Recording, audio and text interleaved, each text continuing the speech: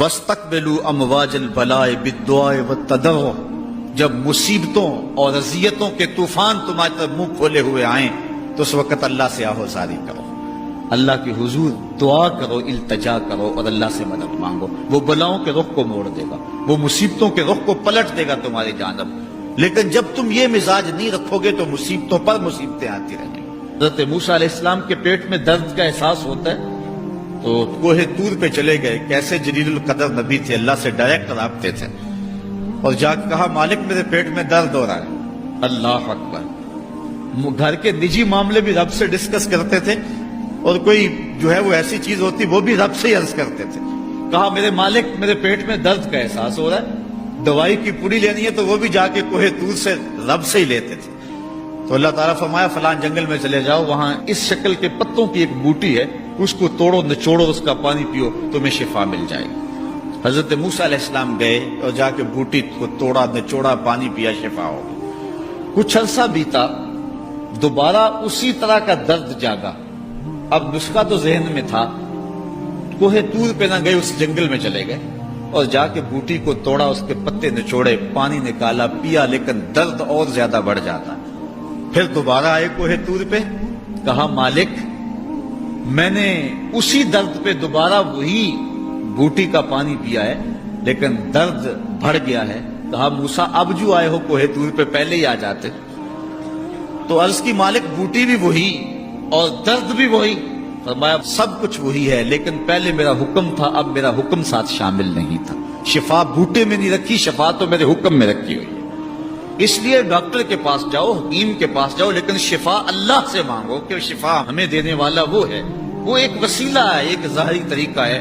حضور علیہ الصلوۃ والسلام اللہ اکبر کیا خوبصورت ارشاد فرما رہے، حسنوا اموالکم بالزکات، اپنے اموال کو زکات سے پاک کرو، وداووا مرضاکم بالصدقہ، اور اپنے مریضوں کا علاج صدقے سے کرو۔ حضور علیہ السلام نے ارشاد فرمایا کہ بندہ کہتا ہے میرا مال، اس کے مال تین ہیں۔ ایک مال وہ جو اس نے کھایا اور ضائع کر دیا، دوسرا اس کا مال وہ ہے جو اس نے پہنا اور پرانا کر دیا، اور تیسرا اس کا مال وہ ہے جو اس نے آگے بھیج دیا۔ فرمایا باقی اس کے وارثوں کا ہے، اس کا نہیں ہے۔ اس لیے ہم راہ خدا میں خرچ کرنے کا مزاج بنائیں، اس سے مال گھٹتا نہیں ہے، اس سے مال بڑھتا ہے۔ بلکہ جب راہ خدا کے اندر ہم خرچ کرتے ہیں تو ہمارا جو دوسرا مال ہے وہ بھی پاک ہو جاتا ہے۔ اللہ کے محبوب کا ایک فرمان سنیے جس کو حضرت حسن بصری رضی اللہ تعالیٰ عنہ بیان کرتے ہیں، حسنوا اموالکم بالزکات وداووا مرضاکم بالصدقہ واستقبلوا امواج البلاء بالدعاء والتضرع۔ فرمایا کہ اپنے مال کو، اپنے اموال کو زکات سے پاک کرو اور اپنے مریضوں کا علاج صدقے سے کرو، اور جب مصیبتیں اور بلائیں تمہارا رخ کریں تو پھر دعا سے اور اللہ کے حضور زاری سے اللہ کی مدد چاہو۔ آج ہم صدقے کا مزاج بہت کم کر چکے ہیں۔ اسی زمانے میں ایسا ہوتا تھا کہ جب کوئی بیمار ہوتا تھا تو سب سے پہلا کام لوگ یہ کرتے تھے کہ صدقہ دیا کرتے تھے، ڈاکٹر کے پاس پھر جایا کرتے تھے، حکیم کے پاس پھر جایا کرتے تھے، سب سے پہلے اس کی جان کا صدقہ دیا کرتے تھے۔ صدقہ قضا کو بدل دیتا ہے، تقدیر کو بدل دیتا ہے۔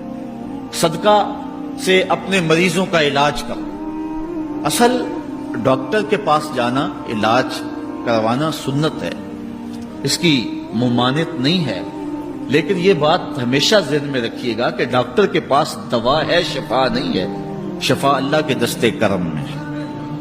اس لیے جب بھی بیمار ہو جاؤ تو پہلے صدقہ کرو اور پھر ڈاکٹر کے پاس جاؤ، اللہ اس صدقے کی برکت سے ڈاکٹر کی دوا میں شفا رکھ دے گا، کیونکہ شفا تو اس کے حکم میں نا، چیزوں میں تو شفا نہیں ہے، وہ تو اس نے حکم جہاں دے دیا وہاں شفا ہے۔